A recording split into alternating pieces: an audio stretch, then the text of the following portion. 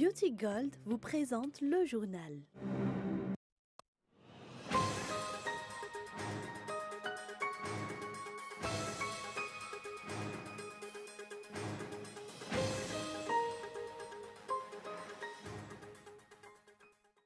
Le syndicat des artistes et des auteurs de Madagascar a demandé la révision qui permet de gérer la moitié des gains des artistes et des auteurs. L'Office malgache du cinéma, quant à lui, interprète cette loi différemment. Face à cette mésentente, le ministère de la Communication et de la Culture a décidé d'organiser une rencontre entre les deux parties demain. Dans le cadre de la lutte contre la corruption, 3 personnes impliquées dans des affaires de visites fictives de véhicules ont été placées sous mandat de dépôt à Intanmour la semaine dernière. Les vacances de pouvoir en Algérie, le Conseil constitutionnel entérine la démission de Bouteflika. Le président du Sénat doit mener la transition.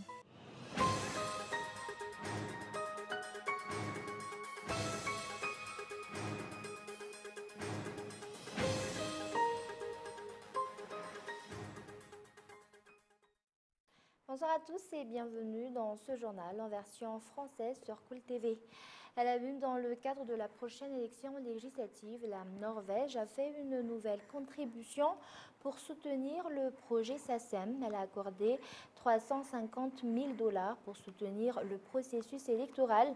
Et dans cette optique, la signature d'un accord de collaboration entre la Norvège et le PNUD s'est faite ce matin au siège de la CENI à Alarby. Reportage. Dans le cadre du projet SACEM au soutien au cycle électoral de Madagascar, le programme des Nations Unies pour le développement et la Norvège ont signé un accord de collaboration.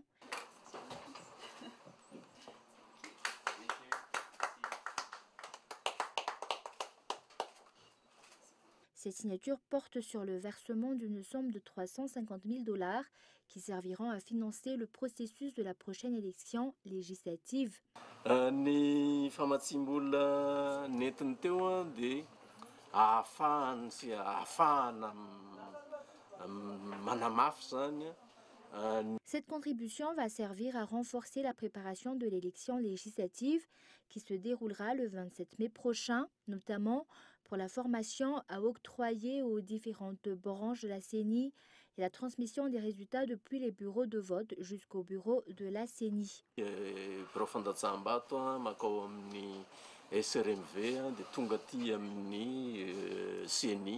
Pour rappel, c'est la 4e fois que la Norvège participe à une contribution au basket fund du projet SACEM. Depuis 2017, la Norvège a apporté une contribution s'élevant au total de 1 270 000 $ pour le projet SACEM. L'objectif de la CENI étant toujours une élection transparente et acceptée par tous. Et comme nous l'avons annoncé dans les titres, le syndicat des artistes et des auteurs de Madagascar a demandé la révision d'une loi sur la gestion de la moitié des gains des artistes et des auteurs. L'Office malgache du cinéma, quant à lui, interprète cette loi différemment. Reportage. Actuellement, l'Office malgache du cinéma commence à s'immiscer dans les droits des artistes et aux droits d'auteur, selon le syndicat des artistes et des auteurs ce jour.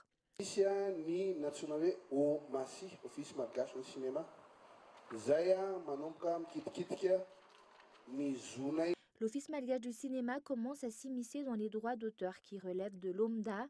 Les droits d'auteur couvrent toutes les sommes d'argent gagnées par l'auteur d'une chanson, une somme gérée par l'OMDA. Cependant, actuellement, une loi qui va à l'encontre de cela a été promulguée. Cette loi dispose que la moitié de nos droits soit gérée par l'OMACI.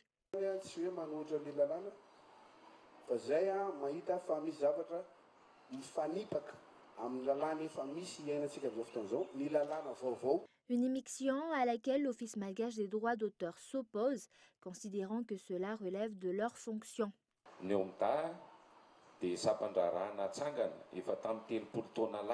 L'OMDA a été mise en place il y a près de 30 ans pour gérer les droits d'auteur dans toute discipline artistique et dans tout Madagascar. Nous sommes contre toute loi ou projet de loi qui irait à l'encontre de cela.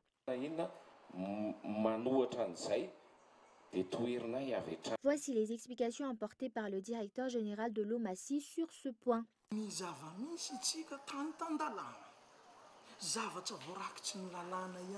Nous sommes dans un état de droit et nous ne faisons qu'appliquer la loi.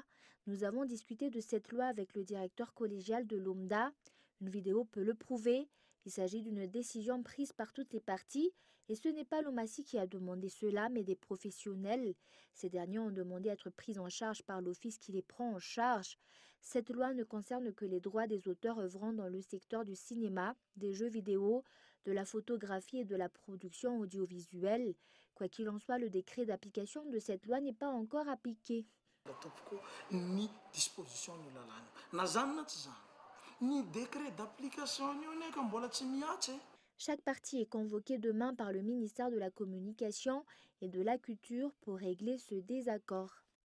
Et l'actualité économique, une baisse du prix du riz sur le marché a été constatée au cours des 3 premiers mois de l'année comparée à l'année dernière. Une baisse qui atteint près de 400 arrières par kilo, d'après l'Observatoire du riz, un fait dû en partie à la hausse de la quantité de riz récolté, selon les explications. Reportage de Mia Taranjanev. Comparé à l'année dernière, depuis le début de l'année, le prix du kilo du riz a baissé de 100 à 400 arrières. Si l'année dernière, le prix du kilo du riz s'est élevé à 2000 arrières, au cours des 3 premiers mois de l'année 2019, ce prix est descendu entre 1900 et 1600 arrières.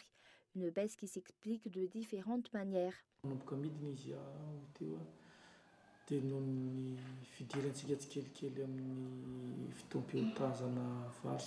Au cours de la saison agricole de 2017, les riziculteurs ont rencontré certains problèmes, ce qui en partie explique la hausse du prix du riz en 2018.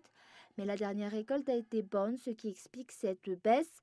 D'autre part, la période des récoltes débute peu à peu dans plusieurs régions et durera jusqu'en juin.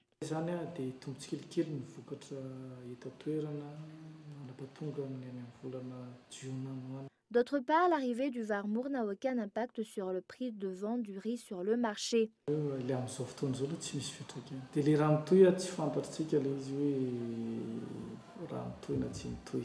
Pour l'instant, cela n'a aucun impact sur le prix du riz. Le varmour n'est pas introduit sur le marché. Il s'agit d'une aide sociale pour les personnes en difficulté.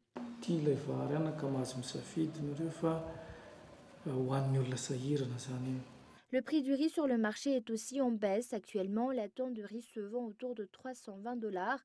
Si auparavant elle se vendait entre 350 à 370 $. D'après les explications fournies, cette baisse va se poursuivre au cours des prochains mois. Et sur un tout autre sujet, dans la poursuite du projet d'élaboration du schéma directeur pour le développement de l'axe économique Tatom-Ouantanarive-Tuamas-Madagascar, le ministère de l'Aménagement du Territoire, de l'Habitat et des Travaux publics, en collaboration avec l'Agence japonaise de coopération internationale, tiendront une réunion des parties prenantes le 2 et le 3 avril. L'objectif de cet atelier est d'associer toutes les autorités locales et tous les secteurs concernés pour évaluer les risques d'incidence environnementaux et sociaux du plan d'occupation du sol et analyser les stratégies de développement à travers les projets prioritaires. En ce qui concerne la révision du plan d'urbanisme directeur de l'agglomération d'Antananarive, de celui de Tuamas et de l'élaboration du schéma directeur de développement de l'aménagement de l'axe économique Antananarive-Tuamas. Et avant de passer aux actualités internationales, dans le cadre de la lutte contre la corruption, 3 personnes impliquées dans des affaires de visites fictives de véhicules ont été placées sous mandat de dépôt à Antanmour la semaine dernière. 3 autres sont placées sous contrôle judiciaire. Reportage. 10 personnes ont été impliquées dans des affaires de visites fictives après la descente effectuée par la cellule anticorruption au niveau de la Direction générale de la sécurité routière au centre de visite technique de Bypass la semaine dernière. 3 d'entre eux ont été directement placés sous mandat de dépôt à Antanmour, que l'affaire ait été passée au parquet. 3 autres ont été placés sous contrôle judiciaire. La Direction générale de la sécurité routière a souligné qu'il ne tolérait dorénavant aucune forme de corruption. Dans de telles affaires, la Direction générale de la sécurité routière est obligée de prendre des mesures strictes. L'affaire a été remise entre les mains de la section des recherches criminelles. C'est elle qui mènera les enquêtes. La Direction générale de la sécurité routière a renforcé sa volonté à améliorer la qualité de son travail, notamment en luttant contre la corruption, ce qui fait partie du programme établi par ce régime. Et place maintenant aux actualités internationales. Vacances du pouvoir en Algérie. Le Conseil constitutionnel entérine la démission de Bouteflika. Le président du Sénat doit mener la transition. Reportage de France 24. Il est depuis 17 ans le président du Conseil de la nation algérienne, l'équivalent du Sénat. Le visage d'Abdelkader Ben Salah est connu de tous les chefs d'État puisque c'est cet homme de 77 ans qui a l'habitude de les accueillir à leur sortie d'avion, à l'image d'Emmanuel Macron en 2017. Il commence sa carrière comme journaliste, devient ensuite député, ambassadeur, haut fonctionnaire, puis sénateur. Mais surtout, Abdelkader Ben Salah est un fidèle parmi les fidèles d'Abdelaziz Bouteflika. Il est un membre de longue date du Rassemblement national démocratique, le parti allié du président démissionnaire. Il y a quelques semaines encore, il soutenait sa candidature à un 5e mandat. Et contrairement à d'autres membres de son parti, il n'a jamais semblé le lâcher et s'est toujours gardé de s'exprimer sur son retrait. Et c'est précisément ce qui pose problème, car la rue, elle, veut justement évincer ces symboles du régime. Pourtant, selon l'article 102 de la Constitution algérienne, avec la démission d'Abdelaziz Bouteflika, c'est bien Abdelkader Ben Salah qui devrait accéder au pouvoir et assurer l'intérim. Une période de transition en attendant la tenue d'une nouvelle élection présidentielle. Elle devait initialement avoir lieu le 18 avril, mais le pouvoir l'a repoussée sans fixer de date ultérieure. Et un recul pour le droit de l'homme, le Brunei entre dans une nouvelle ère. Le sultanat impose une législation inspirée de la charia. L'adultère et l'homosexualité sont punis par lapidation. Reportage. La mosquée Omar Ali Saifuddin, l'un des monuments les plus visités de Brunei, symbole désormais d'un pays sous le signe de la charia. Nul n'est censé ignorer la loi et tout le monde ici a entendu parler du nouveau code pénal qui entre en vigueur ce mercredi.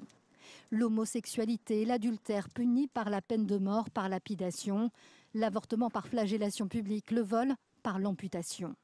Des dispositions qui suscitent l'indignation des associations de défense des droits de l'homme. Le code criminalise les comportements qui ne devraient pas être considérés comme des crimes, comme les rapports sexuels consentis entre adultes de même sexe ou de sexe opposé. Un virage assumé par cet homme, le sultan Hassan al-Bolkiah, 71 ans, à la tête de ce minuscule territoire d'un peu plus de 400 000 âmes et aussi l'une des plus grosses fortunes de la planète. Celui qui a décidé il y a 6 ans de faire appliquer la loi islamique de manière progressive annonce ce mercredi vouloir renforcer les enseignements coraniques. Sultan incontesté dans son pays, Hassan al-Bolkiah se heurte désormais à des adversaires inattendus. L'acteur George Clooney ou encore le chanteur Elton John, indignés par les peines de lapidation contre l'homosexualité et l'adultère. Tous deux appellent au boycott de 9 hôtels de luxe liés au monarque de Brunei. Exemple ici à Paris, le prestigieux Meurice ou encore le Plaza Athénée. Dans le sillage de l'ONU, la France appelait ce mardi Brunei à renoncer à ce projet de code pénal. Et avant de se quitter, je vous rappelle les grands points de ce journal. Le syndicat des artistes et des auteurs de Madagascar a demandé la révision d'une loi sur la gestion de la moitié des gains des artistes et des auteurs. L'Office malgache du cinéma, quant à lui, interprète cette loi différemment. Et face à cette mésentente, le ministère de la Communication et de la Culture a décidé d'organiser une rencontre entre les deux parties demain. Et dans le cadre de la lutte contre la corruption, 3 personnes impliquées dans des affaires de visites fictives de véhicules ont été placées sous mandat de dépôt à Intanmour la semaine dernière. 3 autres sont placées sous contrôle judiciaire et en tout, 10 personnes sont impliquées dans ces affaires. Et vacances du pouvoir en Algérie, le Conseil constitutionnel entérine la démission de Bouteflika. Le président du Sénat doit mener la transition.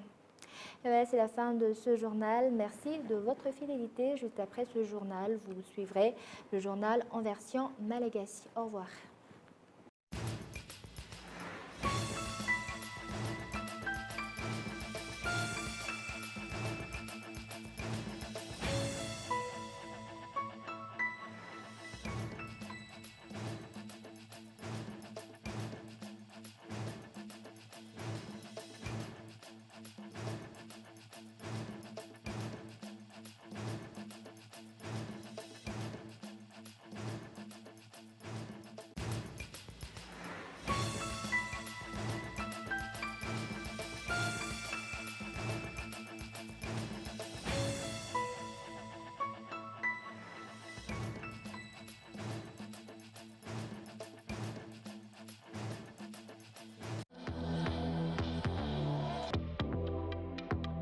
Le journal vous a été présenté par Beauty Gold.